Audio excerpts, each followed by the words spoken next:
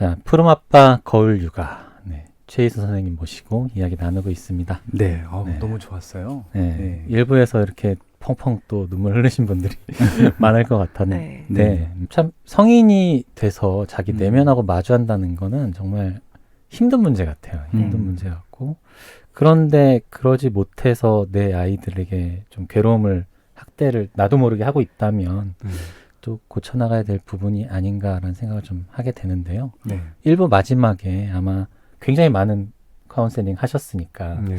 좀 공통적으로 다수의 분들이 이런 것 때문에 힘들어 하시더라. 그런 점이 있을 것 같다라는 생각을 좀 했는데 어떤 것들로 주로 상담을 하시나요? 상담 가만 깊이 들어가면은요. 네. 일상에서 부딪히는 문제들은 다 깊이 들어가면 죄의식과 수치심이에요. 어떤 죄의식과 어떤 수치심일까요? 예를 들어서 지금 그 자기 아까 얘기한 대로 자기가 하찮고 찌질하고 쓸모없다고 있는 그 믿음 때문에 세상이 창조되거든요. 네. 근데 그 믿음이 바뀌기만 하면 이게 예를 들어서 돈에 관한 문제도 나는 돈을 안 좋아해 이런단 말이에요. 근데 사실은 돈 안 좋아하는 사람이 어디 있어 이러잖아요. 네. 근데 의식에서는 돈이 원해 이렇게 들어가지만 무의식에서는 돈을 싫어할 수 있습니다. 왜냐면 예를 들어서 이런 거예요. 부모가 돈을 벌러 나갔습니다. 근데 애한테 그 얘기를 안 해준 거예요. 왜냐면 애가 엄마 가면 막 울잖아요. 예. 그러니까 그 감정 느끼기 싫으니까 그냥 몰래 가버린단 말이에요. 그럼 애들은 어떤 생각이 들어가냐면 우리 엄마가 나를 내가 못나서 내가 쓸모없어서 내가 사랑받을 만한 존재가 아니었어 우리 엄마가 가서 이렇게 들어가 자기 책임으로 돌리잖아요. 근데 엄마를 미워할 수는 없잖아요. 엄마를 경멸할 수는 없잖아요. 왜냐면 엄마가 없으면 살 수도 없으니까. 그래서 네. 뭘 미워하냐면 대신 돈을 미워해요. 엄마가 그것 때문에 나갔으니까. 그러니까 엄마를 뺏어가 버린 거니까. 그래서 자기 주머니에 돈이 들어오면 돈이 되게 불편하단 말이에요. 그래서 빨리 써버려야 돼요. 근데 왜 쓰는지 몰라. 근데 엄마에 관한 이 관련된 감정이라는 걸 모른단 말이죠. 지금 거의 모든 것에 관한 사회 문제는 근원이 뭐냐면은 내가 하찮고 쓸모없고 찌질하다는 이 죄의식에서 왔단 말이에요. 이거에 관한 대면을 해야만 이렇게 이제 평온으로 가고 갈 수 있는데 사랑으로 갈 수 있는데 이거를 대면 안 하는 거예요. 그래서 거의 모든 문제가 지금 거의 제가 일상생활에서 밥 먹는 문제, 자는 문제, 공부 못하는 문제, 뭐 아까 게임 있잖아요. 게임도 가만히 생각해 보세요. 왜 그렇게 두려워하시는가? 애가 게임하는 게 왜 이렇게 두려운가, 싫은가. 네. 그냥 게임 하다가 그냥 아무것도 못하고 시간만 지나고 막 멍청해질까봐 걱정하는 그런 거. 바보죠. 바보. 네. 그러니까 내 안에 바보가 있으니까 그게 두려운 거거든요. 네. 바보란 뜻은 외로웠다는 뜻이에요. 어린 시절에 외로웠던 거에 그래서 내 아이가 게임만 하다가 저렇게 나처럼 또 바보가 되고 외로울까봐 이 근원이 이 안에 있는 자기 안에는 외로움이란 뜻이거든요. 이거를 대면 안 하고 걱정만 한단 말이죠. 요새요 제가 중국하고 강연을 굉장히 오래 다녔기 때문에 지금 한국에서는 6개 언어를 쓰는 아이들이 나와 자연스럽게. 네. 근데 중국은 그렇게 안 돼요. 왜냐면 4개 언어를 쓰는 애들 내가 많이 봤는데 중국은 지금 유튜브가 안 됩니다. 네. 그래서 확장할 기회가 없어. 스페인어, 이탈리아를 어떻게 확장합니까? 엄마가 해줄 수 있는 것도 아니잖아요. 네. 한국은 그게 가능하잖아요. 그리고요, 어린 시절에 책 많이 읽은 아이들, 우리가 중독에 관한 걸 걱정하시는데 중독은 사실은 정서적인 상처가 있을 때만 오는 거거든요. 그러니까 엄마의 관계가 안 좋아서 갈등 상황에서 받은 상처가 있기 때문에 이 상처를 대면 안 하고 안 느끼려고 외부의 행위에 의존하는 중독이거든요. 그래서 부모와 사이에 관계가 좋은 아이가 중독에 갈 리는 없어. 그러니까 엄마의 두려움이 멈춰 있다는 거고, 그다음에 아이들이요 귀로 이게 우리가 책으로 받아들일 정보가 있고 눈으로 봐야 될 정보가, 그러니까 유튜브로 봐야 될 정보가 있다는 뜻입니다. 네. 예를 들어서 제가 자연 관찰을 하는데 자연 관찰은 꽃은 그냥 보여주는 게 나아. 그걸 글자로 설명하려면 얼마나 힘들어요. 네. 그래서 꽃에 관한 부분은 유튜브로 봐서 흡수하게끔 만들어주는, 결국 유튜브가 교육에 관한 소재로 쓸 수 있는데 이런 이 책 같은 경우는요 정보량이 굉장히 많잖아요. 네. 이거는 그래서 어린 시절에 책 많이 읽은 애들은요 유튜브 잘 안 볼라 그래. 왜냐면 정보를 받아들이는 것이 이 책이 빠르기 때문에 너무 유튜브 느려 이렇게 들어간단 말이에요. 네. 그래서 아이가 스스로 빨리 받아들일 정보는 빨리 받아들이고 또 유튜브에서 볼 것들은 받아들이는데 엄마가 염려하는 건 그 불안이 있는 거예요. 근원 안에 내가 바보 되면 어떻게 할까? 이게 있는 거예요. 아이들 스스로 조정합니다. 그러면은 이 갑자기 책 육아와 유튜브 사이를 어떻게 조절해야 되나요? 시기별로나 아니면 어린 어떤 시간별로나. 시절에는 네. 유튜브가 이게 중독이 들어가는 게 정보가 일방으로 오기 때문에 문제가 되는 거거든요. 네네. 그래서 교류를 나누지 않잖아요. 네. 네. 근데 어린 시절에도 유튜브를 교육의 도구로서 교류를 나누는 수단으로 쓰면 좋아요. 저도 어린 시절에 푸르미하고 텔레비전 굉장히 많이 봤습니다. 네. 근데 보면서 거기 나오는 새들 보고 대화 나누고 항상 이거에 대한 소통의 도구로 쓰니까 그 안은 그분이 되게 깊어졌거든요. 또 아빠하고 함께하는 시간이 얼마나 좋아요. 사랑하면서. 그러나 어린 시절에 그런 것이 염려스럽다면 어린 시절은 책을 줘서 책은 부모가 읽어줘야 되고 자기 정신을 써야 되잖아요. 일방으로 받는 건 아니잖아요. 네. 그래서 아주 어린 시절에는 책에 관한 부분을 좀 더 깊이 가셔야 돼요. 그럼 제가 보기에는 책에 깊이 가고 정서가 안정된 아이들은 유튜브도 책에 깊이만큼 갑니다. 네, 그래서 어디든 간에 두려움 없이 무한계로 갈 수 있어요. 두려웠던 것 같아요. 유튜브 자체를 아예 약간 접촉을 별로 안 해주거든요. 저는. 그러니까 게임도 저도 안 하고 남편도 안 하기 때문에 애들이 거의 접할 기회가 없이 그냥 하는데 조금 굉장히 경계하고 있었어요. 제가. 네. 저는 엄마는 유튜브 매니아인데. 그런 거예요. 전 2배속으로만 봐요. 우리 푸름이 게임 잘합니다.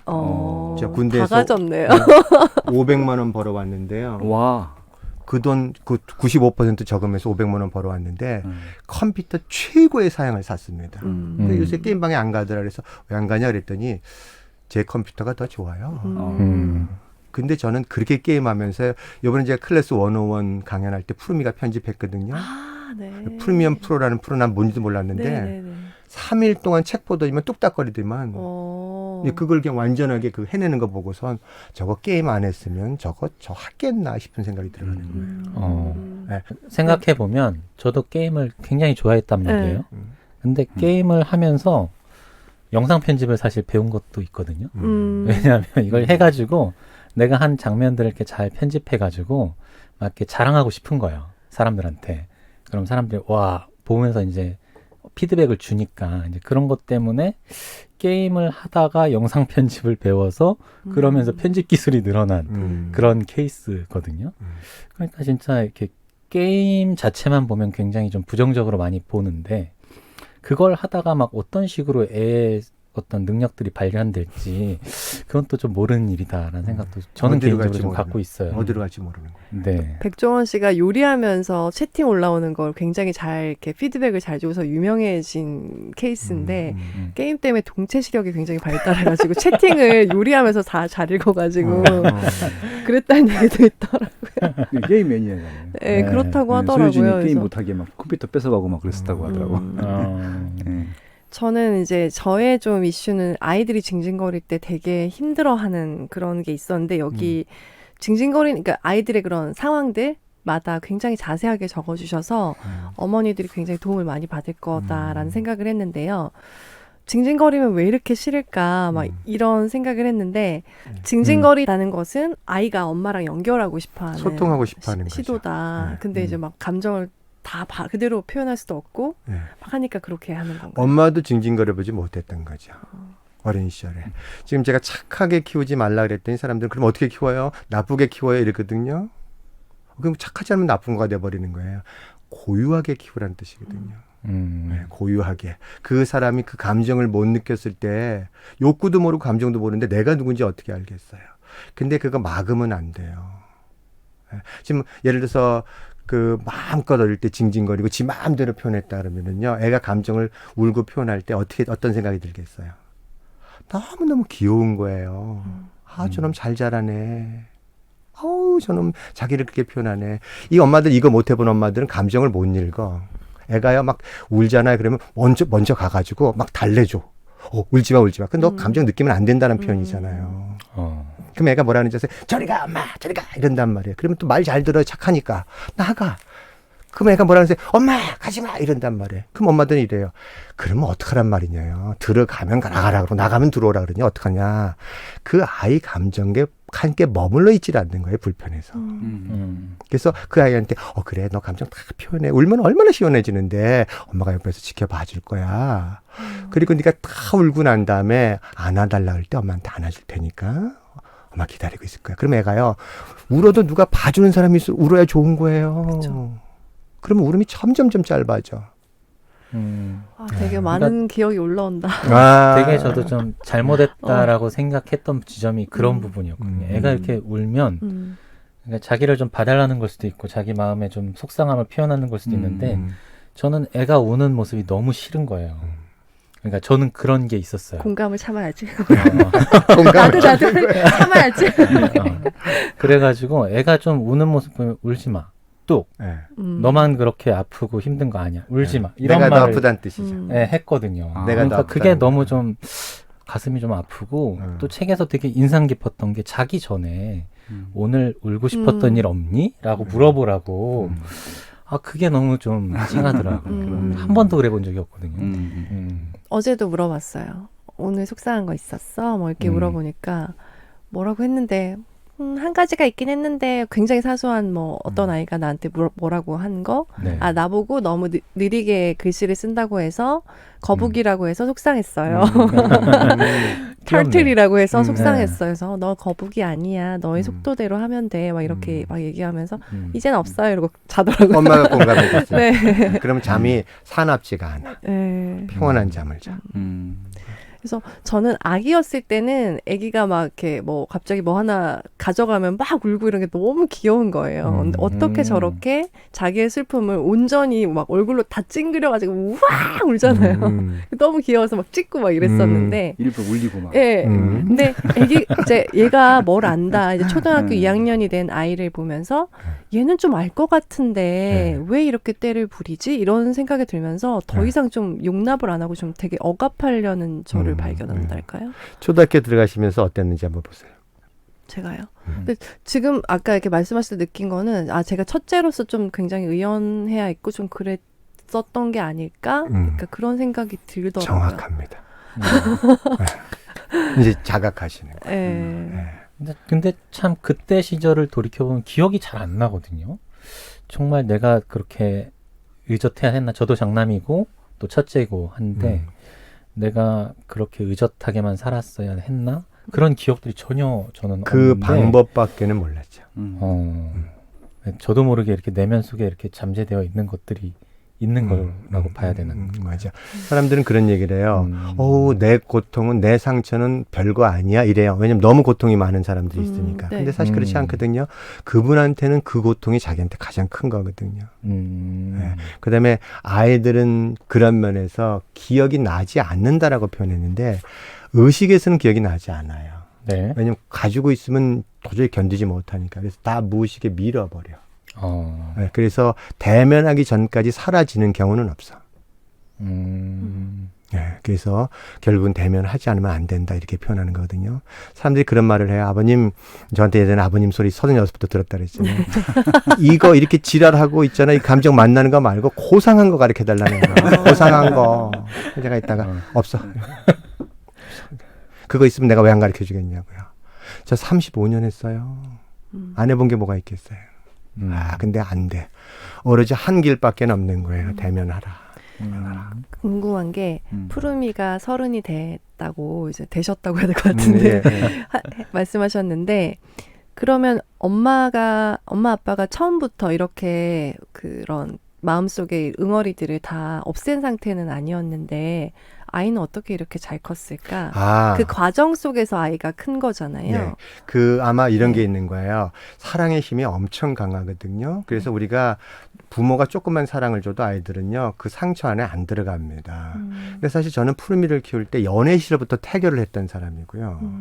그 다음에 저 자신이 25살 때 상처가 있는지를 알았기 때문에 그걸 해결하기 위해서 사실은 이 책 많이 읽잖아요. 저도 평생을 책을 읽었거든요. 아마 이 책 안에는 수천 권의 책이 녹아 있을 거예요. 한 단어가 한 권의 책을 얘기하고 있을 겁니다. 근데 정말 제 자신의 상처가 있는 거를 치유해 준 걸 가르쳐 준 사람은 또한 푸름이에요. 왜냐면 그 아이의 빛이 너무 강하니까 네. 그 제 그림자가 건드려지는데 그래서 제가 이게 왜 그런가를 깊이 고민하지 않으면 안 됐던 시간이 있거든요. 걔는 굴복하지 않아. 숙제 안 해가. 숙제 어느 날 봤더니 숙제 해갈 거를 몇 장을 쓰고 있어요. 그 프로만 지켜보다가 아유 그거 하느니 숙제하는 게 낫겠다. 아 근데 안 해가는 거예요. 결국 내 자신을 안 보고는 안 되는 그 환경인데 제가 소년 가장이라는 것도 푸르미가 가르쳐 줬어요. 네, 그러니까 그 아이는 어떻게 보면 통찰하면서 바라보는 그 시각이 있었는데 그걸 말을 딱 이렇게 부드럽게 하면서 지나가면서 딱 하는데 저는 그거 한마디 제가 어린 시절에 이렇게 영향을 미쳤는가를 한번 알고 난 다음에 또 그거 가지고 짐승처럼 울었던 시간이 있는 거예요. 이해가 다 돼. 내가 왜 그렇게 사람들을 도와주고 뭘 했는가. 어릴 때 버림받았기 때문에 집안에서 소년가정 역할을 했어야 되잖아요. 제가 이전에 밥값만 3억씩 썼습니다. 와우. 여기 있죠. 유라도 밥 저한테 많이 얻어먹어서 네. 그죠? 고맙다고 아버님이 이것도 사주고 있잖아요. 그게 어린 시절 푸름이라는 아이는 굴복할 수 있는 아이가 아닌 거예요. 결국 내가 변할 수밖에 없는 거거든요. 그래서 아이를 키우면서 사랑하잖아요. 진짜 부모됨이 축복이네요. 그래. 네. 저는 어린 시절부터 지금까지 아이를 키우면서 이런 표현 삶에 그렇게 여한이 없어요. 정말 행복했어. 10년 동안은 싸움도 한 번 안 했어. 푸르미 엄마하고. 완전한 의존 관계라. 그러니까 10년 지나고 나니까 아까 그런 거 가지고 싸우는 거예요. 조그만 거 가지고 싸워요. 운전하다가 이쪽으로 가라 그러면 또 확 하고 저처럼 확 하고 있잖아요. 난 왜 싸우는지도 몰랐던 거예요. 내면의 싸움을 하고 있었던 거예요. 4명이 결혼한다고. 네, 결혼해서. 결혼할 때. 나의 어린 시절이 푸른맘마의 어린 시절과 같이 부딪히고 있는데 그걸 몰랐던 거죠. 좀 말씀을 듣다 보니까 좀 궁금해지는 게 이제 아이를 사랑했다 그런 말씀을 하셨잖아요. 근데 사실 이렇게 자기의 내면에 어떤 분노가 있는지 모르는 상태의 부모들도 본인은 다 아이를 사랑해서 내가 이런 행동을 한다. 뭐 아이를 뭐 심지어 때리는 경우라도 나는 너를 사랑하기 때문에 때리는 거야. 네. 이런 생각을 하고 있을 거잖아요. 예. 누구나 다 내 아이는 사랑하니까 내가 이렇게 행동하는 거다라고 네, 생각을 그게 하니까요. 전부인지 알았겠죠. 네. 근데 그 옆에 지나가는 스승이 있을 수 있어요. 어떤 스승이 예를 있을까요? 들어서 이게 종교 얘기는 아니고요. 네. 베드로가 그 고기를 잡고 있는데 그때 예수님이 지나가셨거든요. 네. 그때 뭐라 했냐면 그물을 거두고 날 따르라 그랬거든요. 그러니까 직업을 버렸다는 뜻이거든요. 네. 무슨 뜻이냐면 그래서 예수님이 사랑에 관한 걸 우리한테 알려주셨기 때문에 우리는 그 사랑을 언어로 분별할 수 있어. 영적 천재가 없었다면 우리 몰랐을 거란 말이에요. 네. 무슨 뜻이냐면 내가 그것밖에 세계를 몰랐는데 그 세계를 넘어간 사람들이 지나가면서 한마디 할 때가 있을 때 네. 마음이 탁 열려서 본능적으로 받아들일 때가 있어요. 네. 저는 요새 이제 그런 부분들, 그런 스승들이 저한테 굉장히 많이 왔다라는 뜻이고 저는 귀를 열고 들었던 것이 있기 때문에 분별할 수 있는 힘이 있었어요. 그래서 다시 정리를 한 거죠. 그러니까 모른다는 게 무지가 우리는 모르는 거거든요. 네네. 그러니까 알면 그렇게 안 했겠죠. 근데 누가 알려주는 사람이 있을 때 바로 알아버리거든요. 왜냐하면 그것이 우리 안에 있었기 때문에 바로 안다는 뜻이죠. 사랑을 증명할 수는 없어요. 그럼 우리 지금 사랑을 얘기하고 있잖아요. 그건 네. 안다는 뜻이거든요. 네, 그래서 아마 그런 것을 고민하다가 툭 지나가는 그 말 한마디에 탁 걸려서 대면하고 본성을 찾아가는 그런 시간들이 있을 거예요. 그때 저항하지 마라. 그럴 때 저항하지 마라. 네, 받아들여라. 순복해라. 세상을 통제하라 하지 마라. 우주는 펼쳐질 대로 펼쳐질 것이고 그걸 왜 내 자신이 그걸 가지고 의지를 가지고 통제하려 하는가. 그런 고민들을 갖고 계신 분들도 꽤 많이 계셨을 것 같아요.